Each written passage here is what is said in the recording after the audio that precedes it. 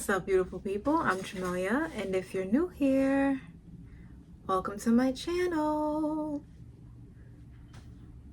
To my returning subscribers, welcome back, you guys. I'm back with part 2 of A Spell Ruined Her Life. Invested. I looked up and I'm like, oh shoot, we have like 14 minutes, a couple seconds left actually to get a few words out.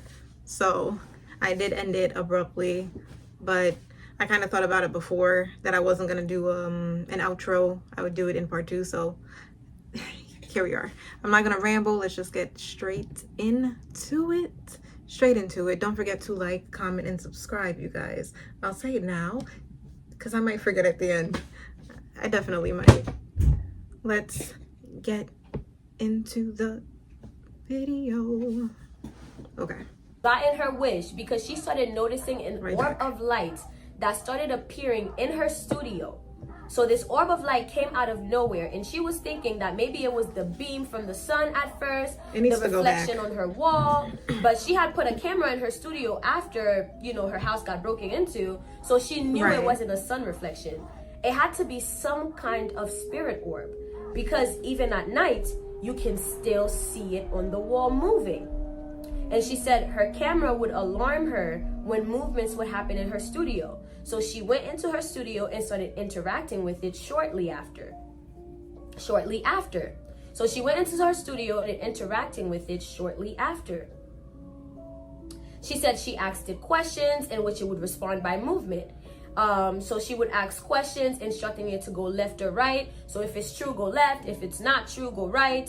And she says she has a video of her interacting with the orbs. And so I will be including the real life footage of this in this video. So you better stick around and watch the video all the way through. So she says she would have these interactive conversations with these orbs moving around her room. And they were really doing an effective job at answering and moving around. And like she said, she knew this hadn't had to be the sun because the orb still existed during nighttime. So where is that light coming from and why does it move? Cool. For real. And then on top of that, I do find it odd, or if we have any naysayers in the building, why would the cameras pick up the movement if there's nobody in the room? So I was thinking that too. So she said within the days, after interacting with it, this orb that was just a little speck would just grow bigger and bigger and bigger. She said, by the way, what? I don't know who it was I was thinking. She said, I don't know who it was she was thinking it could have been. Either what came out of that bag or maybe the skull. Okay, so now in this moment, Rose is saying that she's trying to figure out what the fuck this orb could be. Why is it there and why is it moving around? So she assumes since the bag with the sand that the voodoo priest had given her had gotten wet against the instructions that he given her, she thought that maybe the spirit that was stuck inside of the sandbag, that was what was on the wall. Or maybe it could have been the spirit of one of the many people that she unalived. Because Rose at the time was selling and bowing other people. Because I'm like, what do you mean people she unalived? I didn't hear that in part 1. Rose. So she was out here being Franklin. So she didn't know if this was a good thing or if this was Leon a good thing. So she said she didn't know if it was the soul of a guy that she had killed years before accidentally. So it was an accident, okay? Okay, it was an accident. But it happened through selling drugs to him. And basically the guy lied about his tolerance and she sold him, a higher dosage. And you guys can assume that the guy unfortunately. So she said the orb would feel heavy in her hands and cold and would always touch her. It wouldn't touch none of her company, even though they wanted it to.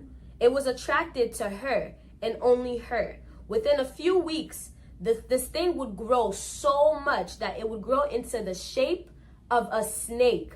It went from a very, very small orb of light. It went from a very small orb of light with a halo to a long orb in the form of a snake. Not an actual snake, but it was just taking the form but it was long. And then she said her as one, when she walked in and saw that, she definitely got scared and she stopped recording in that studio. Because how do you go from here to a long snake? Like, she said that was enough for her. She exited the studio and she said she just wouldn't come back into it. Said she stopped recording in her studio and she stopped going in there because the orb also seemed to be attracted to her music. It would move around a lot when she records. But when she asked it a question, it gave her the vibe where it was just there to protect her. So who knows? It could have came out when, you know, her house got broken into, through the studio window being broken, or it could have been through the sandbag. It can be anything. Rose did feel like that this orb of light that was now shaped like a snake was actually there for her protection and for her safety. She said shortly after that, her life started getting worse. Bad things started happening to her. Weird things would happen, especially in her house now. Fresh lemonade! Sorry, kid, I don't get paid till Friday. Just She use still thinks it's for the Bridget and get up to protection? The $250 commercial threw me instant. off for a With second. no credit check. A lot of orbs would then appear in her house. So now, remember the orbs things was happening in her studio space before, but now it started happening inside of her house. Somehow those things had made it to her crib where she lays her head. No. She says within her house, things would disappear. And she would also see eyes on her wall. So she said eyes on some of her wall's pictures would follow her around. I didn't even know where to look just now.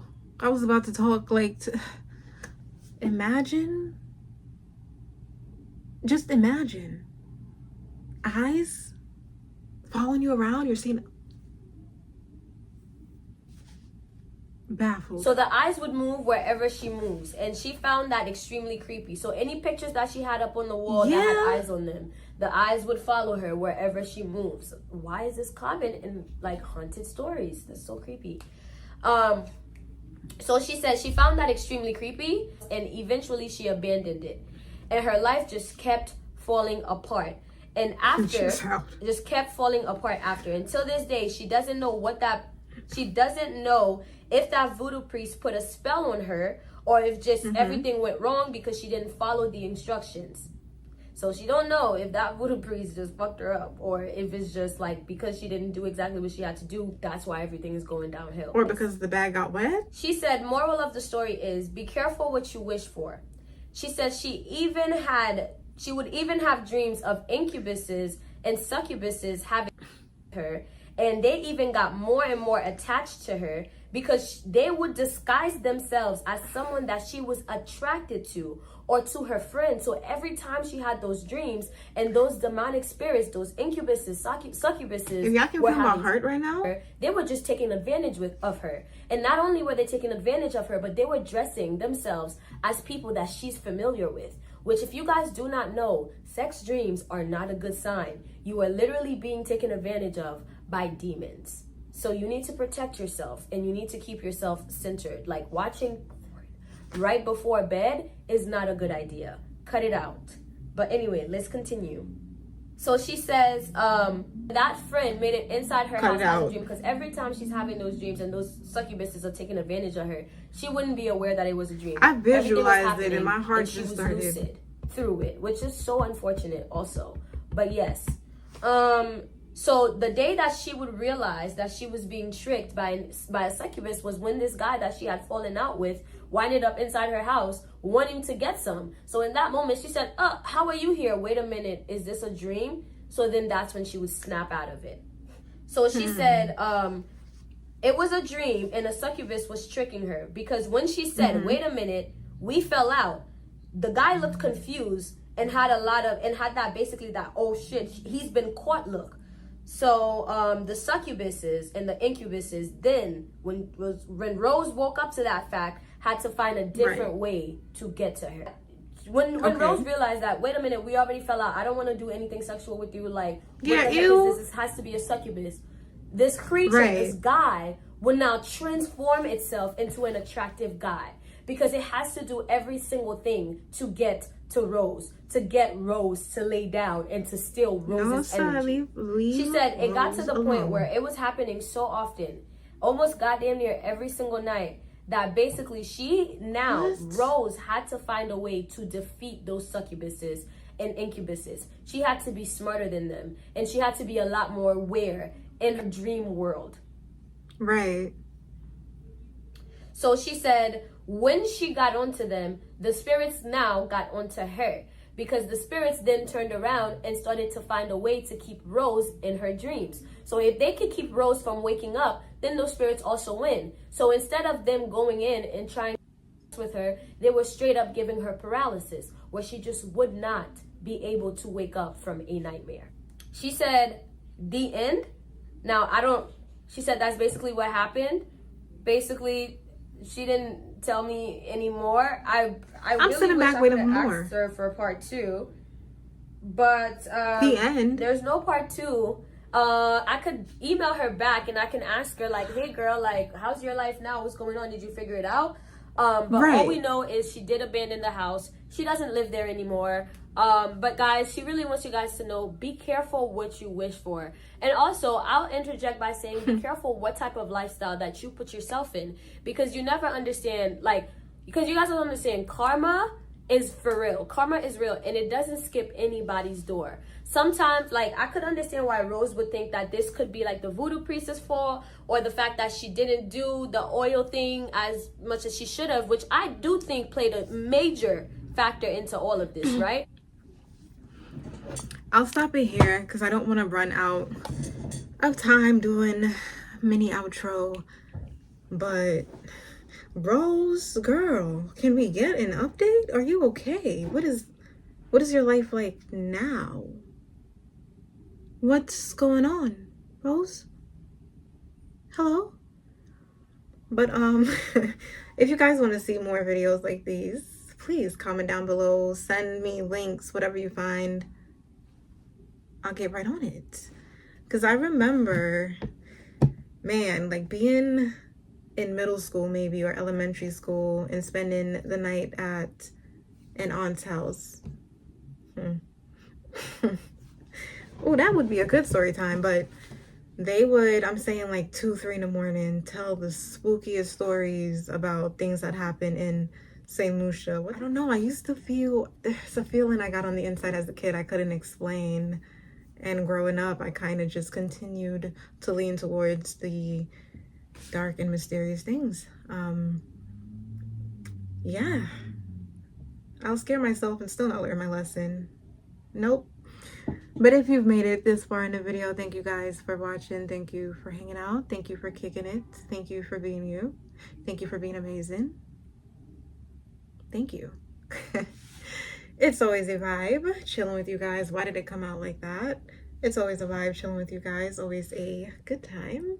I look forward to seeing you guys in the next video. Stay blessed, stay beautiful, stay amazing, and most importantly, stay true to yourself. Bye, my loves.